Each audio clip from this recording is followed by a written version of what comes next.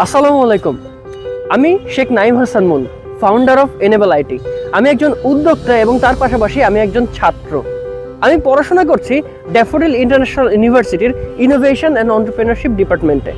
আমাদের ডিপার্টমেন্ট সবসময় এনকারেজ করে ছাত্রছাত্রীদেরকে ইনোভেশন নিয়ে কাজ করতে, বিজনেস এবং এন্টারপ্রেনারশিপে কাজ করে নিজেদেরকে সফল মানুষ হিসেবে প্রস্তুত করতে।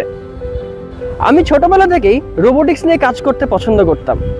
রোবোটিক্স ছিল আমার প্যাশন। সেখান থেকে যখন আমি এইচএসসি পাশ করলাম তখন আমার মাথায় চিন্তা আসে আমি আমার প্যাশনকে সাথে নিয়ে কোনো বিজনেস দাঁড় করাইতে পারি নাকি।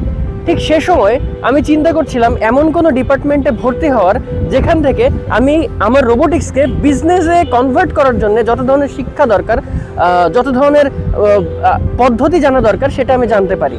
ঠিক সে সময় আমার সামনে আসে ডিপার্টমেন্ট অফ ইনোভেশন অ্যান্ড এন্টারপ্রেনারশিপের নাম। রোবোটিক্স এবং AR/VR কাজ করায় 2017 সালে এটুআই সলভেথন অ্যাওয়ার্ড, 2018 সালে NSTW চ্যাম্পিয়ন এবং 2019 সালে বঙ্গবন্ধু অ্যাওয়ার্ড পেয়েছিলাম।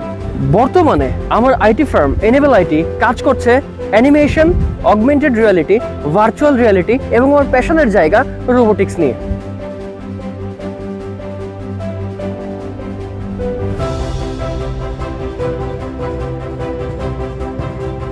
আমার ইনোভেশনগুলোকে বিজনেসে ট্রান্সফর্ম করতে আমাকে সর্বাত্মক সাহায্য করে গিয়েছে আমার ডিপার্টমেন্ট। তাই আমি ডিপার্টমেন্ট অফ ইনোভেশন অ্যান্ড এন্টারপ্রেনারশিপকে ধন্যবাদ জানাতে চাই এবং কৃতজ্ঞতা প্রকাশ করতে চাই এই ডিপার্টমেন্ট সংশ্লিষ্ট সকলের কাছে।